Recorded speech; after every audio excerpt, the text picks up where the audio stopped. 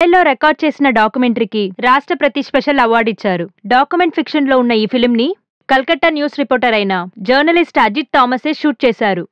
మన దేశంలో ఆడవాళ్లపైన జరిగిన అత్యాచారాన్ని ప్రత్యక్షంగా షూట్ చేసి కొత్త దారి చూపించిన అజిత్ థామస్ మన దేశమే కాకుండా ఇతర దేశాల్లో కూడా ఈ చిత్రం చాలా వైరల్ అవుతుంది.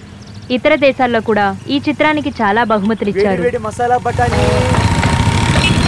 Mr. Ajit Thomas, news program producer of Calcutta News, who won the prestigious National Award for the Best Investigative Reporting in Electronic Media, is being felicitated by the Calcutta Malayali community this evening. Good evening, everybody. Thank you for a great honor. నమస్కారం. నాకు చాలా సంతోషంగా ఉంది. మీలో ఒక్కడిగా ఉన్న నేను ఈ స్టేజ్కి వచ్చాను. గర్వంగా ఉంది. ఇది ఎప్పటికీ మర్చిపోలేను. Thank you. Thank God. ఒకప్పుడు హాబీగా అనుకుని ఫోటోలు వీడియోలు ఇందులో తీసేవాడిని. ఇప్పుడు వాటన్నిటినీ కలిపి ఒక డాక్యుమెంట్ తీశాను. It's really happened. ఈ కలకత్తా నగరంలో మంచి చూశాను, చెడు చూశాను. Almost all real shots. కొన్ని సీన్స్ మాత్రం నేను అడిషనల్గా షూట్ చేశాను. ఇక్కడ ఉన్నటువంటి ఎంతో మంది సహకారం అందులో ఉంది. మీరందరూ వచ్చి నా పట్ల చూపిస్తున్న అభిమానానికి అలాగే ప్రేమకి షాడోస్ ఆఫ్ కలకత్తా ప్రదర్శిస్తోంది.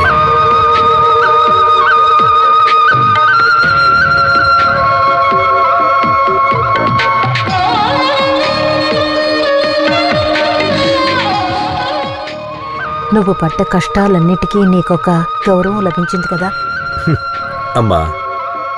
అవన్నీ ఒక సినిమాలాగా నా మనసులో పరిగెడుతూ ఉంటాయి. మనం ఎక్కడున్నామంటే ఒక ఫేమస్ చోట్లో. అవును, కరెక్టే. దుర్గాష్టమి జరిగే చోట్లో ఈ ఉత్సవాన్ని ఘనంగా జరుపుకోవడానికి ఈ చుట్టుపక్కల ఉన్న జనమంతా ఇక్కడికి తరలి వచ్చారు. భక్తి శ్రద్ధలతో ఈ అమ్మవారిని పూజిస్తే కార్యసిద్ధి జరుగుతుందని భక్తుల నమ్మకం. ప్రతి సంవత్సరం ఇక్కడ జరిగే ఈ ఉత్సవంలో తనే పని చేసినా కూడా పర్ఫెక్ట్ గా చేస్తాడు, లేకపోతే నిద్ర పట్టదు. ఏంటమ్మా, ఏంటి నా గురించి ఏదో సాడీలు చెప్తున్నట్టున్నావు? ఓ నథింగ్ అబౌట్ యూ. నువ్వు ఏ భాష మాట్లాడినా నువ్వు మాట్లాడుతుంటే అర్థం అవుతుంది నువ్వు ఒక హైదరాబాద్ అమ్మాయివని. ఏమన్నావు? పోరా నువ్వు పోవే. చాలా బోర్. ఒకసారి సరిగ్గా చూడు. ఓ తెలుగు మాట్లాడిన బెంగాలీ కదా. వాళ్ళు చెప్పాను కదా. నువ్వు కాకుండా ఇంకెవరైనా 90 ఏళ్ల వయసున్న ఇతని పెదనాన్న చెప్పిన హిస్టరీని కంఠస్థం చేసుకుని నాలా అందరికీ చెప్పుకుని తిరుగుతున్నావా?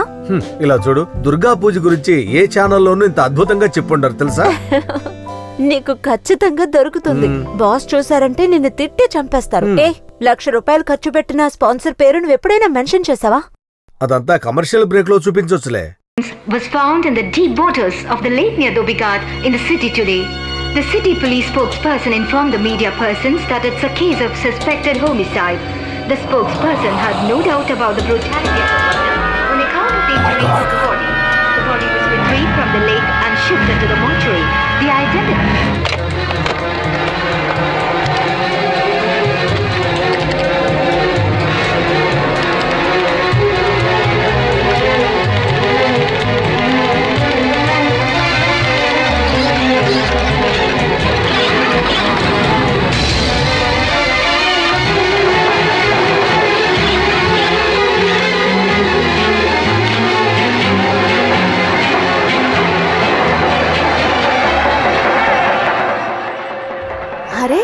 అటు చూడు, కెమెరా ఏదో షూటింగ్ లా ఉంది కదా. షూటింగ్ రికార్డ్ చేస్తాంటే పక్కన నీకే చెప్పేది. పక్క వెళ్ళమంటుంటే This is a public place and we have a right to stand here. బుద్ధుందా లేదా? అందుకే కెమెరా ముందు చెప్పుకుంటావా? నేను అలాగే చేస్తాను. ఏం చేస్తావు? ఇదేమో వాళ్ళ అయ్యే స్థలంలాగా ప్రవర్తిస్తున్నాడు. తమ్ముడు, చిన్న చిన్న విషయాలకి తల్లిదండ్రుల పేరుని పాడు చేయకు. తెలుగులో మంచి బూతులు వాడికి కూడా వచ్చు. ఏ సిద్ధు, నేను చెప్పినట్టు ఒక మంచి బూత్ మాట్లాడి చూపించే వీళ్ళకి. నేర్పించిన రాసుకెళ్ళి వెళ్ళి పిలువురా. చూడవయ్యా, ఏంటిది? ముందర ఇక్కడి నుంచి మీరు ఇద్దరు వెళ్ళండి. మన పనులు మనం చేసుకోనికుండా డిస్టర్బ్ చేయడానికి వచ్చేస్తున్నారు. Have a nice day.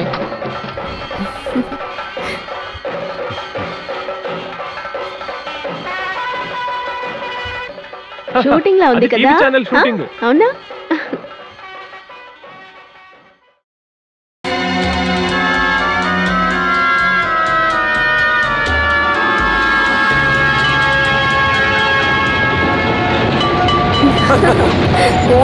డైలాగులు చెప్పకండి.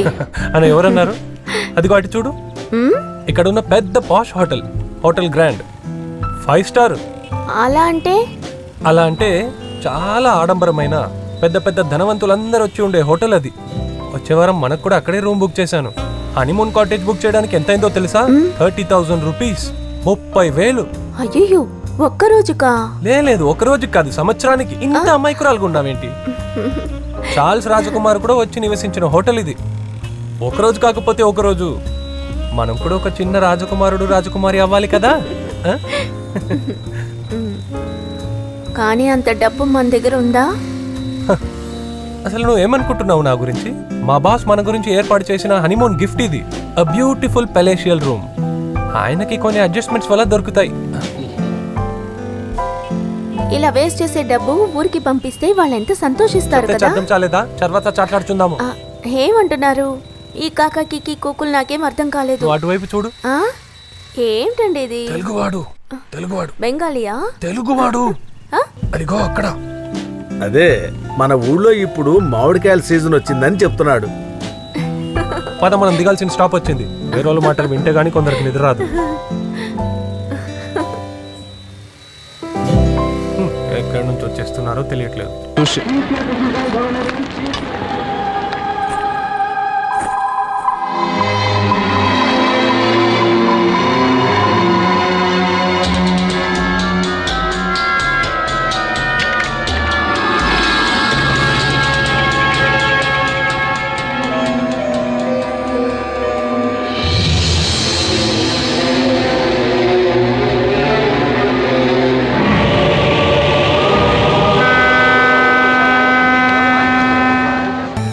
దేవా, నేను చెప్పినట్టు చెయ్యి.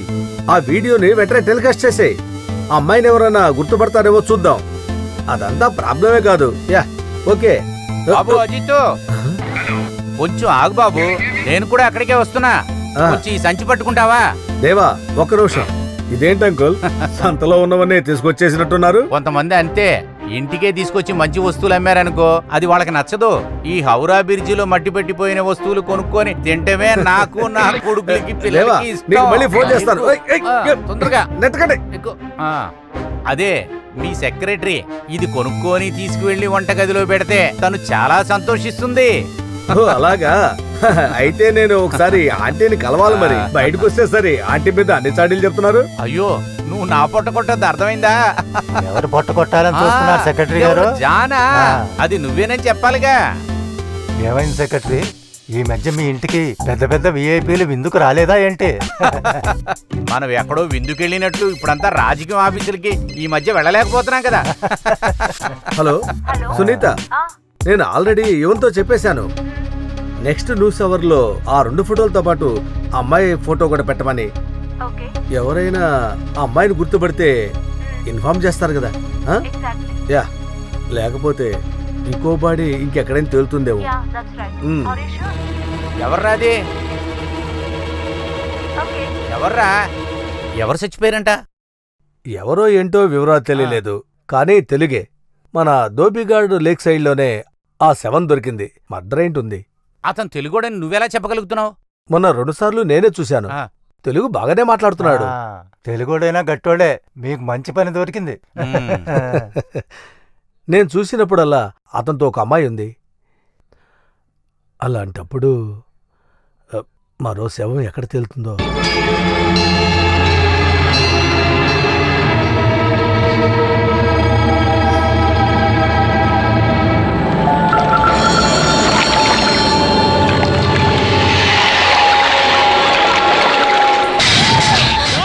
పోతావా పోవా దైవా పో, ఏ అమ్మాయిని వదిలిపెట్టి పో. అమ్మాయికి దయ్యం పట్టిందయ్యా, వదలగొడుతున్నాను. ఎంత పెద్ద దయ్యమైనా సరే మనిషి కాస్త శిక్ష.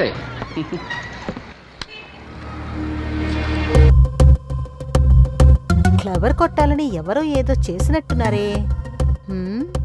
అబ్బో, ఇది వేస్తే అయిపోతుందనుకుంటాను. అమ్మా, కమెంట్స్ అక్కర్లేదు, ఊరికే ఆడండి. అయితే అసలైన ముక్క ఎవరి దగ్గర ఉందో తెలిసిపోయింది. అయితే డైమండ్ నేను వేసేస్తాను. అయితే నేను వేసేస్తా. సరే, అలా అయితే నువ్వే పెట్టుకో. తీసుకెళ్ళండి, లోపలికి తీసుకెళ్ళండి, పూజలో కూర్చోబెట్టండి. తీసావా లేదా? రేపు పొద్దున టీవీలో రావాలి మరి. కానీ జనం నమ్మాలి కదా. ప్రజలు గొర్రెలయ్యా, ఏం చెప్పినా నమ్మేస్తారు. అలా ఏం కాదు, మంచి కంటెంట్ అయితే టీఆర్పీ పెరుగుతుంది కదా. కానీ ఏంటి ఆయన ఏమంటున్నాడు అన్నయ్య? అతని పూజలు టీవీలో టెలికాస్ట్ చేయమంటున్నాడు. బెస్ట్. ఆ అమ్మాయి కురాల్ని ఎలా టార్చర్ చేస్తున్నారు. ఏంటి రాక్షసులా కొమ్ములతో? చదువు సంజయ్ ఏమి లేదా? ఇలా చూడన్నయ్య, 24 గంటలు చదివితే నేను దానిలో పిచ్చిదని అయిపోతా. దాని బాత్రూమ్ లో పడే బాబు. అమ్మ గారాబం వల్లే వీళ్ళిద్దరు అసలు చదవట్లేదు. నా చెప్పుదరా తుద్దులు వచ్చేస్తాయి. వస్తే రానిలే. ఇప్పుడు ఏమన్నా పెళ్లి చేసుకోపోతున్నావా ఏంటి? అలా చెప్పండి. ఏయ్ వెళ్ళి చదువుకోండి. నువ్వు మాకు ఆర్డర్ లేకే సాటర్డే నైట్ కార్డ్స్ ఆడడానికి నాన్న ఎప్పుడో పర్మిషన్ ఇచ్చేసాడు తెలుసా? నాన్న లేని సమయంలో చిన్నప్పటి నుంచి ఇల్లు చూసుకోమని మా నాన్న కూడా నాకు ఇచ్చాడు. అర్థమైందా? అంతే కదా యానేమ్మా? చూసావా, నాన్న పేరు ఎత్తగానే ఇలా కంట నీరు పెట్టుకుంటావు. ఎందుకే మీరు ఇలాంటి టాపిక్స్ మాట్లాడతారు? చూడండి, ఉదయం నుంచి గొంతు చించుకొని మాట్లాడి అలసిపోయి వచ్చాను. నువ్వు వెళ్ళి టీ బట్రా పోయి. నువ్వెక్కడికి వెళ్తున్నావు? వీళ్ళిద్దరిని ఎందుకు పెంచుతున్నావు? వాడికి టీ పెట్టివ్వడానికి మమ్మల్ని పెంచుతున్నావా? మరి దేనికంట? మీకు సేవలు చేసే వాళ్ళని తొందరగా చూసుకోండి, మాకు లైన్ క్లియర్ అవ్వాలి కదా. అర్థమైందా? అది సరే. అసలు ఇది ఏం మాట్లాడుతుందో నీకు అర్థమైందా? అది కూడా నాకు అర్థం కాదనుకున్నావా? సిగ్నల్ దొరికిన తర్వాత కూడా నువ్వు ఈ విషయంలో ఆలస్యం చేయకుండా త్వరగా ఓ నిర్ణయం తీసుకో. లేదనుకో వీళ్ళిద్దరూ నిన్ను ఓవర్టేక్ చేసుకుంటూ వెళ్ళిపోతారు. నువ్వు ఇవన్నీ చెప్పి టాపిక్ మార్చుకో. మళ్ళీ దయాన్ని వదిలిస్తున్నారు. ఇలాంటి చోటికి ఏ మంచి కుటుంబం నుంచి అయినా ఒక ఆడపిల్లని పంపిస్తారా? ఇప్పటి వరకు ఎన్నిసార్లు చెప్పాను మీకు, ఇది అమ్మేసి వేరే చోటుకి వెళ్దామని. వింటే కదా నాన్న సెంటిమెంట్ అంటూ ఎంతకాలం ఈ torture భరించేది?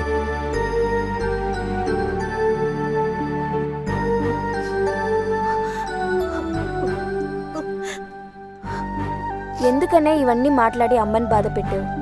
Federation cup of Mohammed awards రాగానే అమ్మ ఎంత ఆనందపడిందో. నాన్న ఆ టీం గోల్ కొట్టిన సందర్భాన్ని ఈ ఫ్లాట్ లో వాళ్ళందరూ సెలబ్రేట్ చేసుకున్నారు తెలుసా? అమ్మ చాలా చాలా హ్యాపీగా ఉంది. దాని కంటిన్యూషనే ఈ కార్డ్స్ గేమ్. ఇది చాలు బీపీ పెరగడానికి.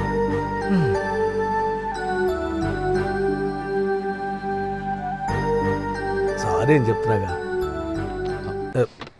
ఏయ్, నేను కష్టపెట్టాలని అనలేదు.